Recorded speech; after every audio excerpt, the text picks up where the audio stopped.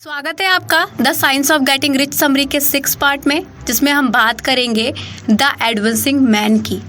यानी इस बुक की टेक्निक ना सभी पर अप्लाई हो सकती है, चाहे आप किसी भी फील्ड के क्यों ना हो। आप रूल ऑफ इंक्रीज यूज कर सकते हो, फिर चाहे आप एक डेली वेजर हो या आप अपना बिजनेस चलाते हो, या चाहे आप एक लॉयर या एक एग्जीक्यूटिव भी क्यों ना हो। जैसे एग्जाम्पल के लिए, जब एक डॉक्टर अपने पेशेंट को ज़्यादा केयर करता है और उनकी ज़्यादा सेवा करता है तो उसके पास उतने ही ज़्यादा पेशेंट आएंगे और इसी तरीके से ना वो एक फेमस और सक्सेसफुल डॉक्टर बन जाएगा।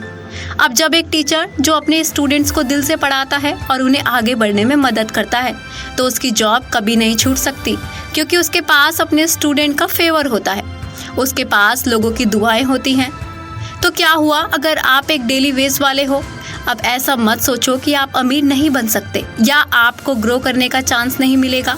अब ऊपर वाला ना आपकी मेहनत और आपकी स्किल्स को देख रहा है और वो टाइम जरूर आएगा जब आपको अपनी मेहनत का फल मिलेगा।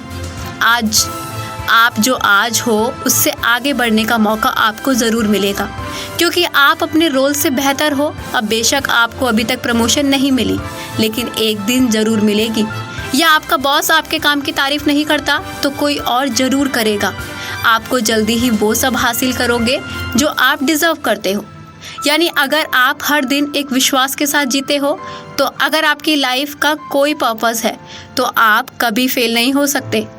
तो यहाँ पर ना हम आपको एक चार्ली की स्टोरी सुनाते हैं, जो एक वेज ओनर था और 10 सालों तक क्लर्क की जॉब करने के बाद उसके पास इतनी सेविंग हो गई थी कि वो खुद का एक फार्म खरीद सके। अब चार्ली हमेशा से अपना एक फार्म खरीदना चाहता था, जहाँ वो सब्जियाँ वगैरह उगाए और थोड़े से जानवर पाले। ये ड्रीम उसके मन में कई सालों से था, जो आखिरकार एक दिन पूरा हुआ। अब चार्ली ने अपनी सेविंग से एक 10 एकड़ का लैंड खरीदा और उस पर फार्म बना लिया। चार्ली ने खूब मेहनत की। वो सीजन के हिसाब से डिफरेंट वेजिटेबल उगाता था। उसने फार्म में कुछ जानवर भी रखे, जैसे पिग्स, मुर्गियाँ और बत्तख।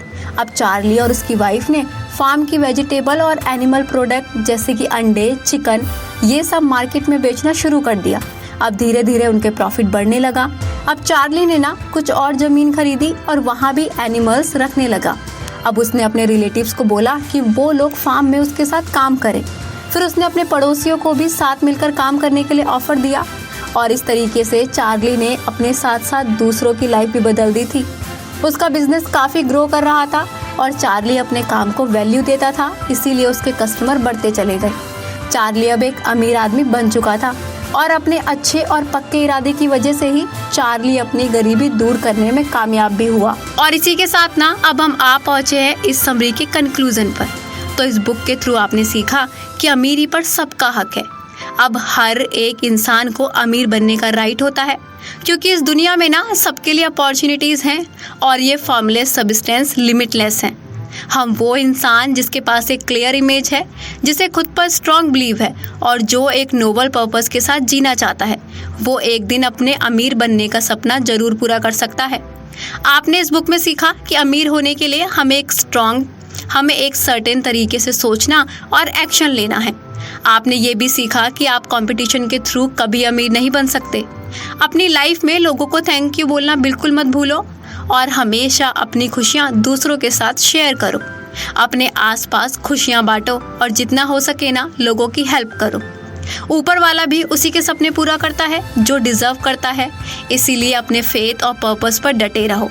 अमीर होने का ड्रीम देखना ना तो कोई बुरी बात है और ना ही ये ड्रीम पूरा करना इम्पॉसिबल है।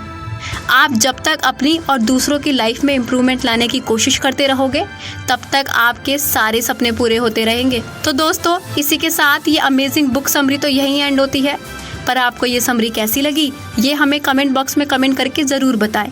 साथ ही कोई और बुक जिसके बारे में आप जानना चाहते हैं तो वो भी आप हमें लिख भेजिए। इसी के साथ होगी मुलाकात एक और इंटरेस्टिंग बुक समरी के साथ। तब तक रखिए अपना खूब ख्याल। जय हिंद।